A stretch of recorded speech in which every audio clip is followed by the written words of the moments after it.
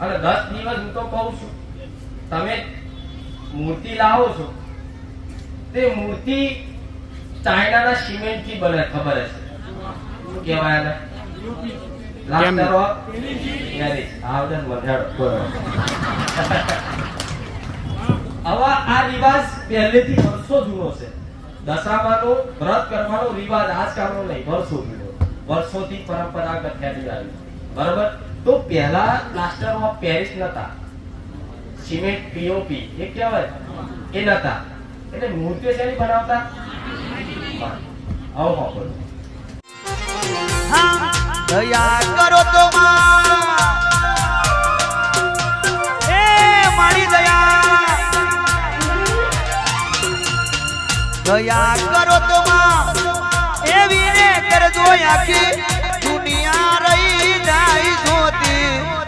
બુખાર મેરડી એ બારે જમા ટંકાવું હીરલા ને મોતી.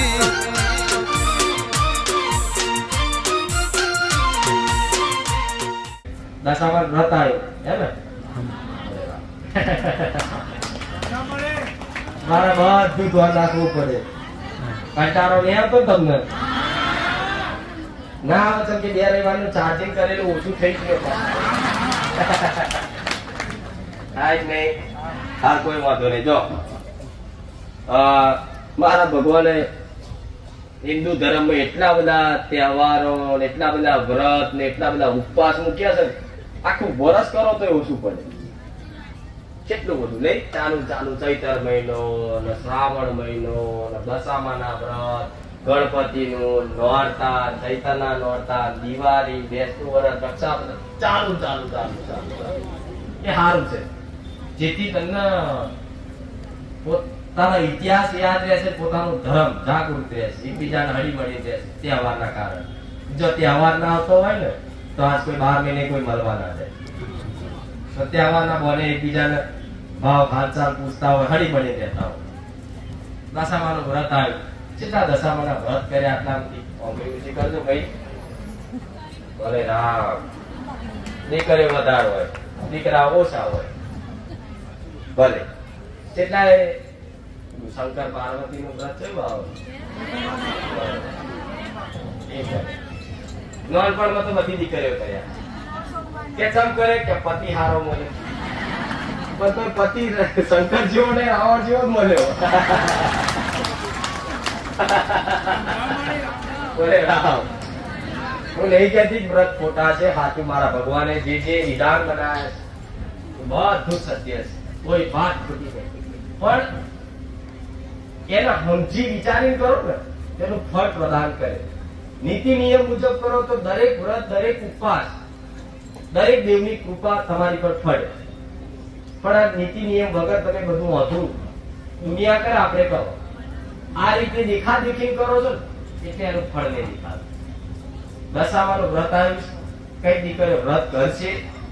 વ્રત કરવાની મારી ના નહીં, દશામાં કઈ મારી દુશ્મન નહીં, પણ ખાસ કહું છું તમે હારું કરવામાં, હરખ રાખવામાં ગલતી થતી હોય છે.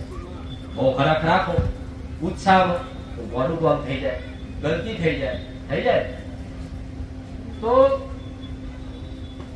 દશામાના વ્રતમાં બાર બજારમાં મૂર્તિઓ મળતી હોય, તમે મૂર્તિ લાવશો, ચોગડી બગડી જોઈ સ્થાપના કરશો, એને નવડાવશો, જે તે વસ્ત્ર જે ચૂંદડી ઓઢાર હોય ચોલો કરી બીજી જે કરતા હોય કરશો. અને 10 દિવસ પૂજા કરો ને એની, 10 દિવસ પૂજા કરી એને રોજ 2 ટાઈમ આરતી કરતી હોય દીકરી, એની વાર્તા કથા વાપરતી હોય. એવું કહેવત પહેલેથી છે વર્ષોથી કે આ કરવાથી તમારી દશા સુધરી જાય.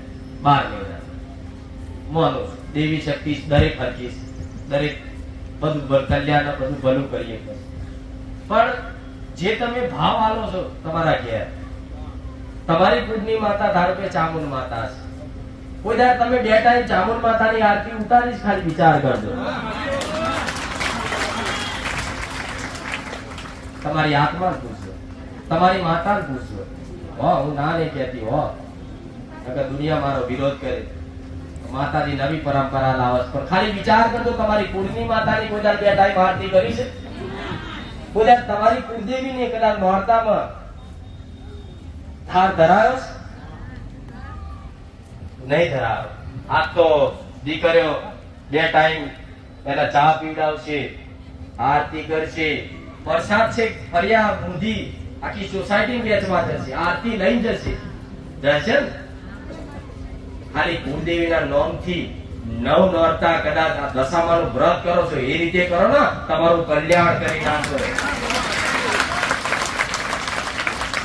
કરજો ના નહીં, પણ હું કહું દેવી શક્તિને એકબીજાથી ઈર્ષા ના હોય. તમારી કુળદેવી દશામાને પૂજવાથી યાત્રા જ ના થાય, પણ એમ દુઃખ તો લાગે જ. લાગે જ નહીં? તમારી માં છે, ઓગળજો. તમારી ઘરનું તમારી માં તમારું માવતર છે, તમારી જનેતા ઘેર છે, પણ તમારી માસી, તમારી કાકી કે કોઈ સગા સંબંધી તમારા ઘેર આયા, તમારી માં ખાટલા બેઠી છે અને એને હાથર બરફી પેડા લાવી ખવડાવો. તમારી માનો તો એવો વિચાર થાય દીકરાએ મને કોઈ દાડ બરફી પેડા નહીં ખવડાય તો ખરા. એની હાહુને લાવી હારું હારું શ્રીખંડ પૂરી ખવડાય. કેમ નહીં? તાર દીકરીઓ થાર કરતી હોય તો કે સોમવારે શ્રીખંડ પૂરી જલ્દી જમવા આવજો. તો ચામુંડ માતા કહે છે તો હો પણ શ્રીખંડ પૂરી જોઈ નહીં 12 મહિના. અને પાછી શ્રીખંડ પૂરી તો થાળી હોય જ નહીં. થાળી ખાવાનું. તમે દશામાં વિચારે કે દીકરી હું તો શ્રીખંડ પૂરી ખાવા આવી, શ્રીખંડ પૂરી તો છે નહીં. તો એક બાજુ ચામુંડ માતા યાત્રા થઈ, કુળની માતા, એક બાજુ દશામાં યાત્રા થઈ. દશામાં આવી પ્રસન્ન થઈ, તમે બોલાય થાર ધરાય કે માં સોમવારે શ્રીખંડ પૂરી જલ્દી જમવા આવજો, મંગળવારે ગુલાબ જાંબુ જલ્દી જમવા આવજો, બુધવારે સૂતર ફેણી જલ્દી જમવા આવજો. તો બુધવારે દશામાં પ્રસન્ન થઈ આયા. એક બાજુ કુળદેવી તો તમારા ઘેર જ છે, દશામાં આયા પ્રસન્ન થઈને કે રાત મને સૂતર ફેણી ખાવા બોલાય જાઉં બુધવારે. તો જઈ તો થાળી જોયું ને તો સિંછા કર્યા હતા. દશામાં તો હાકો નાખ્યો, ચામુંડ માતા ખીજે. સાચું ખોટું? આવી ગલતીઓ થાય.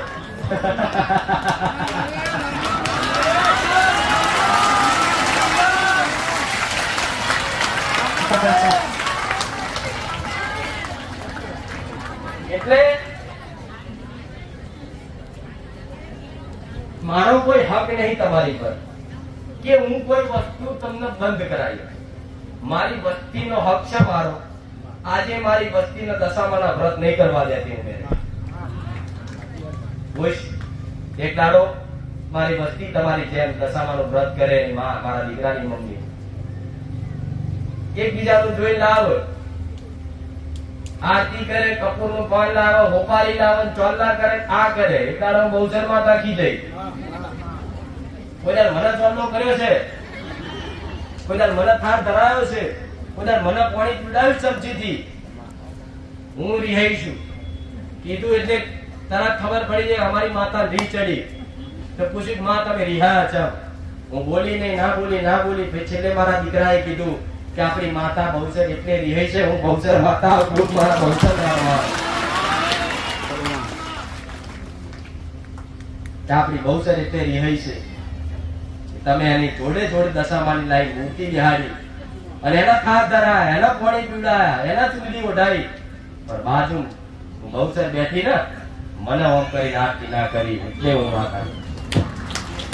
એ ટાઈમ થી મારી વસ્તીને એવી સદબુદ્ધિ પહોંચી કે માં મેં બહુચર એવું કીધું દુઃખીના સમયે તમારો હાથ ને કોડું ઝાલ્યું હોય તો મેં બહુચરે. કોઈ દશામાં નથી આવી, કોઈ પારકી માતાઓ નથી આવી. ખાલી આટલું કીધું, મારી વસ્તીને દુઃખ લાગ્યું, વસ્તી સમજી જઈ. જેવો 10 ઉપવાસ મારી વસ્તીએ દશામાના કર્યા હતા ને એવા 10 ઉપવાસ મારા કરાવડાયા હતા. પૂછ. અને દંડ પેટે એવો દંડ કરાયો કે 10 ઉપવાસ તો કરો ભલે કરતા, પણ 10મા દાડે સવારમાં 4 વાગે ઉઠી મારું નિવેશ કરો તારે હું બહુચર રાજી રહી. મારી વસ્તી આખી રાત ઊંઘી નહીં. મારા દીકરાને ઊંઘ આવે બધા ઉપર નિવેદ બનાયા પરોઠે જાગીને તે નિવેદ 4 વાગે સવારમાં કર્યા ને તારે મને ઓળકાર આવ્યો તારે હું રાજી રહી. એટલે તમે હરકના ભાવથી ગલતી કરી રહ્યા હો. બીજી એ તો ગલતી કુળદેવી યાત્રા થાય એ વાત 100% છે. તમે બહાર પૂજા પાઠ ભક્તિ કરી શકો અને 10 દિવસ હું તો કહું છું તમે મૂર્તિ લાવો છો તે મૂર્તિ ચાઇનાના સિમેન્ટ થી બને ખબર હશે શું કહેવાય એને? લાસ્ટર ઓફ પેરિસ. આવડે મજાડો.